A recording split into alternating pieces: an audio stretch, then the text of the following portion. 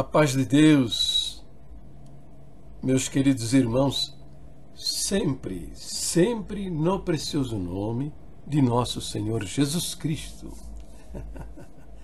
Porque esse nome tem que ser honrado. Este é o Senhor Deus, Criador de todas as coisas, que se fez homem e nos trouxe a salvação, essa graça bendita, imerecida e doada assim de uma maneira tão simples,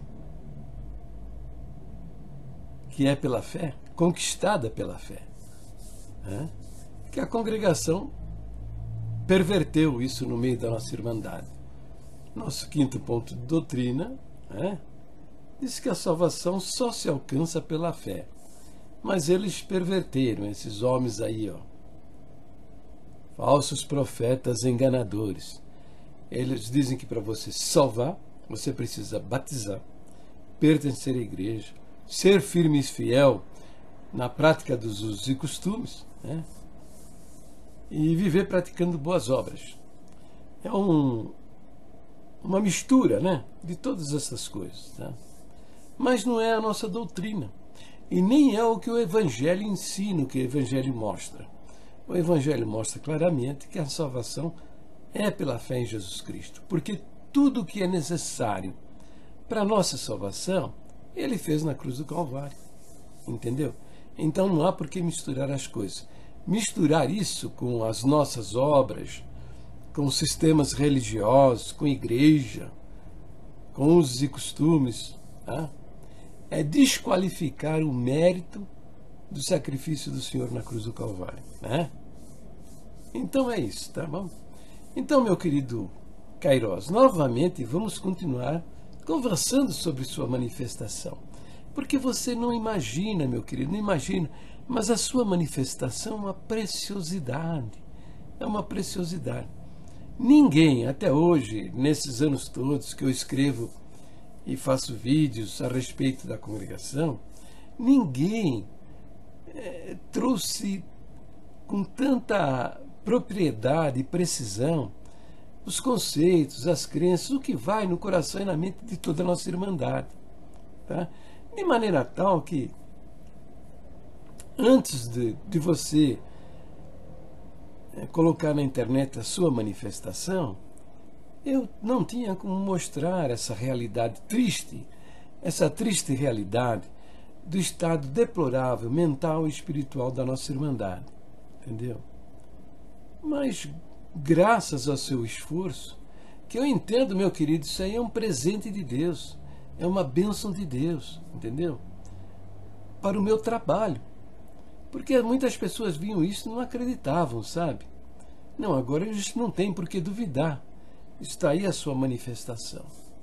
Entendeu? E se eles quiserem conferir se é verdade ou não, basta conversar com a nossa irmandade. E vão conferir que realmente todos pensam como você está se manifestando nesses 2 vídeos que você fez ao pastor Tony. Então vamos prosseguir, meu querido. Vamos prosseguir comentando a sua manifestação, criticando o pronunciamento do pastor Tony de Oliveira. Tá bom? A definição da palavra seita. O dicionário de Ruth Rocha define esta palavra como sendo ramo dissidente de uma igreja e, como tal, considerado herético. Grupo de pessoas que seguem determinados princípios ou doutrinas contrários dos geralmente aceitos. No dicionário bíblico, Orlando Boyer define como sendo os que separam de uma comunhão principal. Então vamos lá, vamos comentando aquilo que a sua manifestação, viu, meu querido Queiroz? Veja o que você diz. Você diz, ou aqueles também que inventam o que não está escrito. Por exemplo, usos e costumes, dízimo cristão e etc. O que é isso, meu querido Queiroz? A Bíblia toda, de capa a capa, trata de costumes, usos e costumes. E o costume dos judeus, o costume das nações. Jesus mesmo, ele censurou, por exemplo, o costume dos sacerdotes fariseus, que eles alargavam as faixas e as franjas das vestes para serem vistos pelos homens. Entendeu? Veja aí, por exemplo, esse verso, Mateus 23, versículo 5. E fazem todas as obras a fim de serem vistos pelos homens, pois trazem largos filactérios e alargam as franjas das suas vestes. Então, isso era um costume dos sacerdotes fariseus. A Bíblia toda é repleta disso. É repleta disso. Como é que você diz que isso é uma invenção que não está escrito? Você também condena o dízimo, porque você diz dízimo cristão.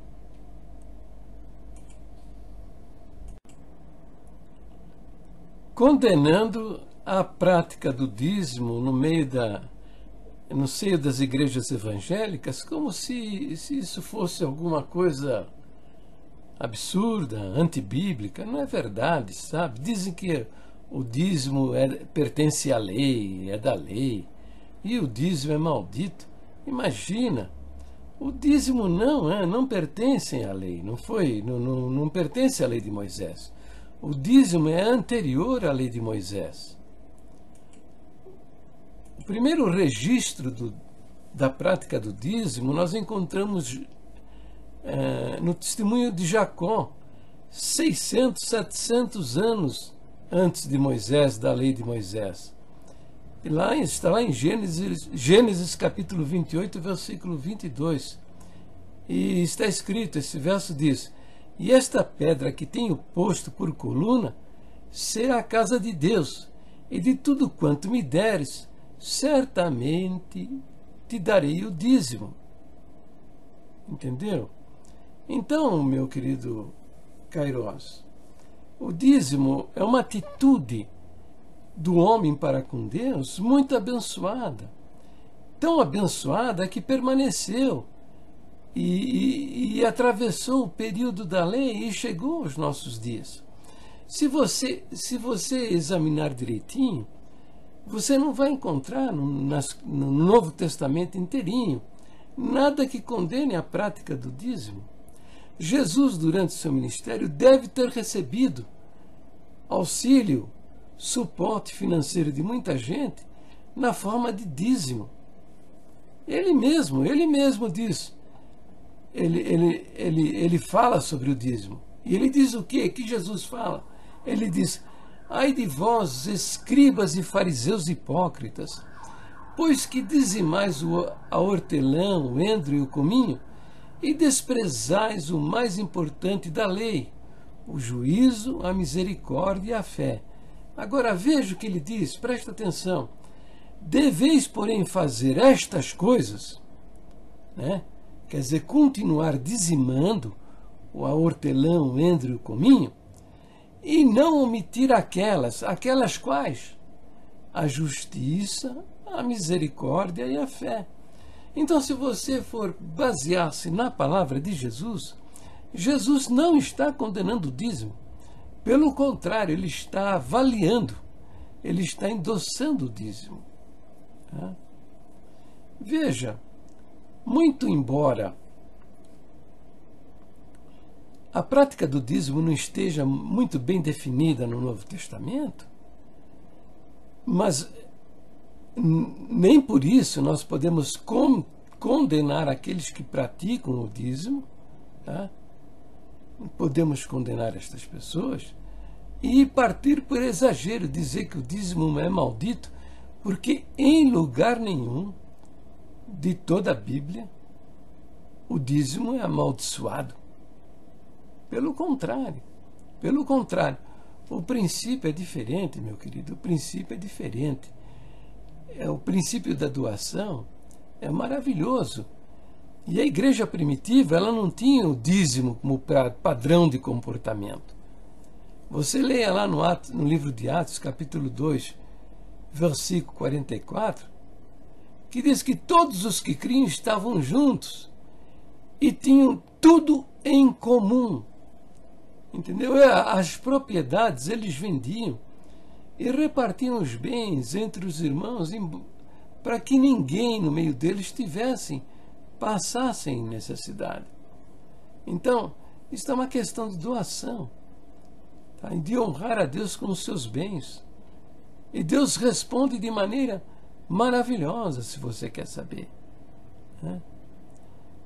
Eu tenho um texto que me deixa maravilhado, viu? E está lá no livro de Isaías. Diz assim: eis que para contendas e debates é que jejuais, e para ferirdes com um punho iníquo. Não jejueis como hoje para fazer ouvir a vossa voz no alto.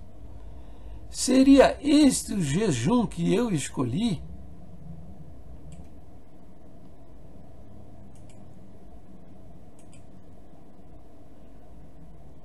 Que o homem um dia aflige a sua alma, que incline a sua cabeça como o junco e estenda debaixo de si saco em cinza? Chamarias tu a isto jejum e dia aprazível ao Senhor? Então, o que Deus está condenando é a religiosidade. É a religiosidade. Não é o coração espontâneo em repartir, não é o coração espontâneo em socorrer o necessitado. E diz mais lá: chamarias tu a isto jejum e dia aprazível ao Senhor? Porventura não é este o jejum que escolhi, que soltes as ligaduras da impiedade, que desfaças as ataduras do jugo, e que deixes livres os oprimidos, e despedaces todo o jugo? Porventura não é também que repartas o teu pão com o faminto, e recolhas em casa os pobres abandonados, e quando vires o nu, o cubras, e não te escondas da tua carne? Depois diz: olha, então romperá a tua luz como a alva, e a tua cura apressadamente brotará, e a tua justiça irá diante de ti, e a glória do Senhor será a tua retaguarda. Então clamarás e o Senhor te responderá. Gritarás e ele dirá: eis-me aqui. Se tirares do meio de ti o jugo, o estender do dedo e o falar iniquamente, se abrires a tua alma ao faminto e fartares a alma aflita, então a tua luz nascerá nas trevas, e a tua escuridão será como o meio-dia. E o Senhor te guiará continuamente, e fartará a tua alma em lugares áridos, e fortificará os teus ossos, e serás como um jardim regado, e como um manancial, cujas águas nunca faltam. E os que de ti procederem edificarão as antigas ruínas, e levantarás os fundamentos de geração em geração, e chamar-te-ão reparador das rupturas, e restaurador de veredas para morar. Você lê isso lá em Isaías 58, versículo 4 a 14. Então, meu querido Kairós, é uma atitude de coração. A congregação não fala em dinheiro. Tem medo de falar em dinheiro no meio dos cultos. E por isso a nossa irmandade tem uma atitude miserável em relação ao seu próprio dinheiro. E não sabem honrar a Deus com aquilo que Deus põe na mão dele, nas suas mãos. Por isso, no nosso meio, tem muita gente necessitada. Eu vejo aqui, nas irmãs aqui, no meu pedaço, que tem um deles até o marido, o esposo. Aparece uma pessoa necessitada na porta da casa dele e pede alguma coisa, um alimento, alguma coisa. Ele vai lá e pega saco fechado de arroz, saco fechado de feijão, litro de óleo para fazer frituras. Ele dá isso espontaneamente, e a mulher dele, que é crente da congregação, mete a língua dizendo: Eu sei o que ele vai fazer com esse arroz aí que você deu para ele. Ele vai comprar droga. E essa pessoa responde para a esposa: olha, meu querido, não tenho nada a ver com o que ele vai fazer. O que ele vai fazer com isso é problema dele. O meu problema é obedecer ao meu Deus, que está dizendo: dai ser-vos-á dado, boa medida, recalcada, sacudida, transbordante, generosamente vos darão. Eu estou preocupado em fazer a vontade do meu Deus, porque eu sei que Ele vai me abençoar muitíssimo por causa disso. Entendeu, Kairos? Então, quem está preocupado com o dinheiro, com as coisas desta vida, tá? É a irmandade da congregação, porque não conhece o que a Bíblia diz, não conhece o que a Bíblia ensina, e ficam aí com mesquinharias, condenando as pessoas que se dispõem a dar o dízimo. Ué, se não existe nada que condene, se temos ainda, encontramos a palavra de Jesus confirmando até o dízimo, por que condenar isso? A congregação trata com muita seriedade o dinheiro e não gosta de ver essa pedição de dinheiro, que as igrejas evangélicas praticam, e algumas até, eu concordo, de uma maneira exagerada. Mas eu pergunto para você, meu filho, será que Deus está preocupado com um homem que pede dízimo, trízimo, pede 1 milhão, 2 milhões, 100 milhões, se ele aplica na salvação das almas? Onde você está com a cabeça? Deus é o dono da prata e do ouro, está tudo na mão dele. E se há alguém se aplicando em pegar dinheiro e aplicar na salvação das almas, ele está, feliz da vida. Porque, meu querido Kairos, você não sabe, mas uma alma vale mais que o mundo inteiro. Mais que o mundo inteiro. Entendeu? Então, se alguém está se dedicando à salvação das almas perdidas, você acha que Deus vai ficar regulando isso? Ah? Não, mas a congregação tem uma atitude soberba. Se acha melhor do que as outras porque não pede dinheiro. Mas também não faz nada. Não faz nada. Não tem um orfanato. Não mantém um asilo. Não tem uma casa de saúde. Tá? Não tem uma obra assistencial. É tudo muito reguladinho. Entendeu? E fica aí com o dedo apontando quem está fazendo. Quem está fazendo. Olha aí, vou dar um exemplo. Faça uma comparação. Tá? O Espiritismo, essa religião, eles não pedem dinheiro na televisão, pela rádio, não fica forçando as pessoas a dar dinheiro, não existe lá no meio deles o dízimo, tá? Eles não gastam dinheiro nem na construção de grandes templos, tal, mas eles estão cheios de obras assistenciais, asilos, orfanatos, casa de saúde, centros de orientação e recuperação de drogados, entendeu? Atendimento a gestantes.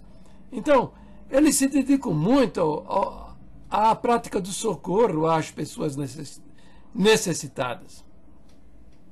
Entendeu? Não fazem, eles se reúnem nas casas, na sala das pessoas, e fazem lá a invocação de espíritos.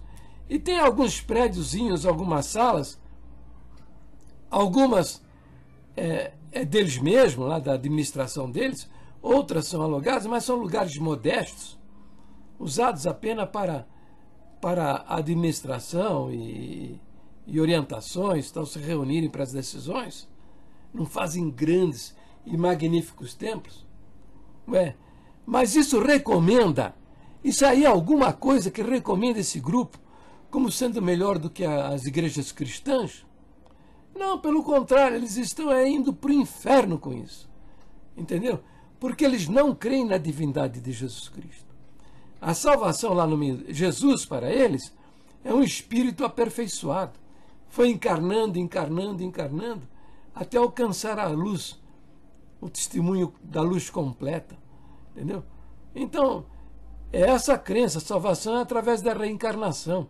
Você vai reencarnando e expiando os pecados cometidos nas vidas anteriores. Eles não creem que Jesus Cristo é Deus encarnado, exatamente como a congregação cristã que não acredita na divindade do Senhor Jesus. Ei, camarada, para de falar asneira, tá? Seja generoso com o Senhor, dê o dízimo, dê o trízimo, seja generoso, atendendo o necessitado, e você vai ser grandemente abençoado.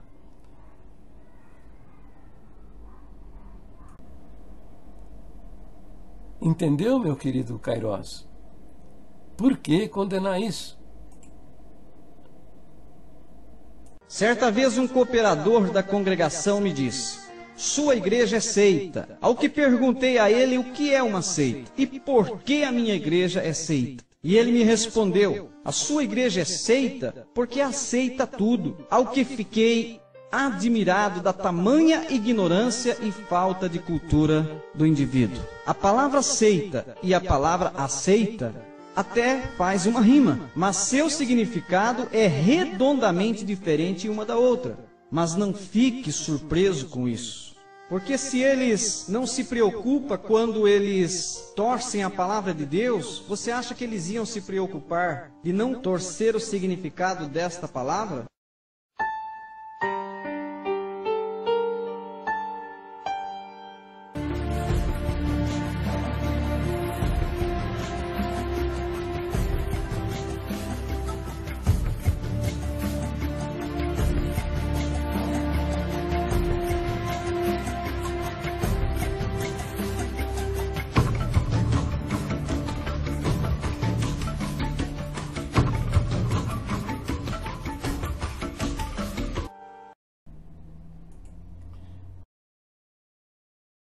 Então, Kairós, você diz, era uma vez um cooperador da CCB.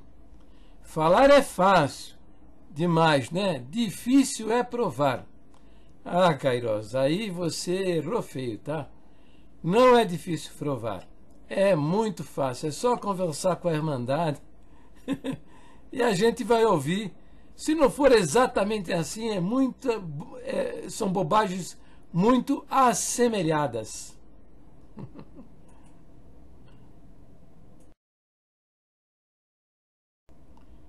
Bem, agora você vai falar algumas bobagens, hein? Você diz, vejamos quem está na ignorância e falta de cultura. Você já ouviu falar em trocadilho?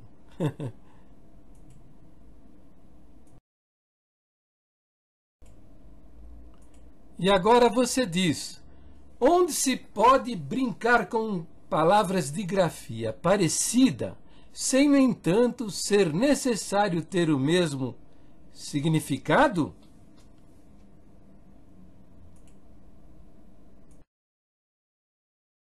E você segue dizendo, então, se essa história que ele contou foi verdade, o irmão estava apenas fazendo um trocadilho.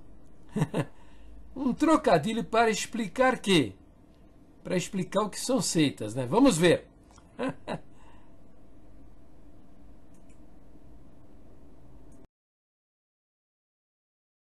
E aí você diz, né? Seita são igrejas que se desvirtuam do real evangelho, aceitando conceitos extra-bíblicos sem fundamento. Aqui chegamos agora no X da questão. Tá? Nós temos a doutrina, a Bíblia como a infalível palavra de Deus. É a nossa doutrina que diz isso. Os homens perverteram, acrescentando a palavra contendo. Eles estão dizendo que a Bíblia é confusa, cheia de erro, e que não é toda inspirada por Deus. Tá? Esse é um conceito fora da Bíblia. A Bíblia, com muita fundamentação, se prova como a infalível palavra de Deus. Nossa doutrina diz que Deus é uma trindade. A Bíblia mostra isso com muita clareza. Mas a congregação aceita o conceito fora da Bíblia, dizendo que Jesus não é Deus. A doutrina nossa diz que a salvação é pela fé. A Bíblia toda mostra isso. Só que a congregação está pregando conceitos fora da Bíblia, sem fundamentação, que a salvação é pelo batismo, pela firmeza e fidelidade, pelas boas obras, por pertencer à igreja. É isso. Então, quem são as igrejas que aceitam conceitos fora da Bíblia, sem fundamentação? É a congregação, meu filho.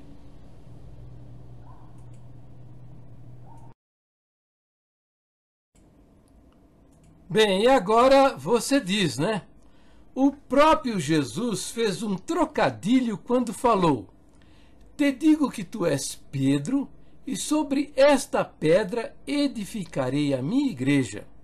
Mateus, capítulo 16, versículo 18. Ô, meu querido Cairós, Jesus não fez nenhum trocadilho aqui nesse versículo. Ele não trocou palavras, não. Ele buscou o significado das palavras. No grego, koiné, que foi escrito os evangelhos e as cartas do Novo Testamento, pedra é petra e significa rochedo. Pedra enorme, rochedo, né? E Petrus é fragmento de pedra, pedrisco, pedacinho de pedra. Tá? Então, Jesus está usando o significado destas palavras, dizendo: te digo que tu és Petrus, eu te digo que tu és um pedacinho de pedra. E sob esta petra, esta palavra petra aqui, é rochedo, né? Eu edificarei a minha igreja. Sobre esta pedra, este rochedo, que é a minha palavra, eu edificarei a minha igreja. Entendeu? Não fez um trocadilho, mas ele buscou aqui o significado das palavras, tá? Para nos dar uma grande lição. Ora, veja. Lá no Sermão da Montanha, ele diz o seguinte, que o homem insensato, o homem que não tem juízo, ele edifica a sua casa sobre areia. E deram o vento, a tempestade contra aquela casa, e ela caiu, porque ela havia sido edificada sobre areia. Depois ele diz também que aquele homem que ouve a palavra do Senhor Jesus e põe em prática na sua vida, é semelhante ao homem que edificou a sua casa sobre o rochedo. O rochedo, qual rochedo? Ele está usando uma figura de palavra, e esse rochedo é a palavra dele. O homem que edificou a sua casa em cima da palavra de Jesus. E veio os ventos, as tempestades, deram contra essa casa, e ela não caiu, porque ela estava edificada sobre uma rocha. O crente que tem a sua vida edificada sob a palavra de Jesus,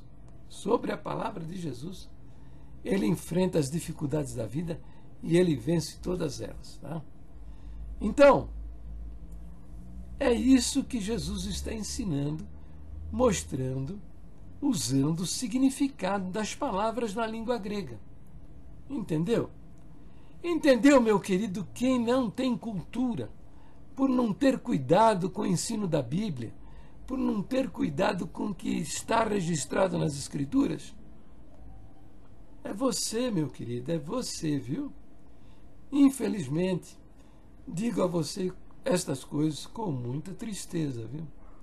Mas eu preciso falar para você a verdade. Para você e para milhares que vão ver esse vídeo e vão escapar desses absurdos que você está falando. Entende, meu querido? Bom, paro por aqui. Tem outras coisas para a gente conversar, mas vamos deixar para o próximo vídeo, tá bom? Ó, me ama, hein? Me ama. E ora a Deus por mim, que eu sou necessitado das vossas orações. Tá?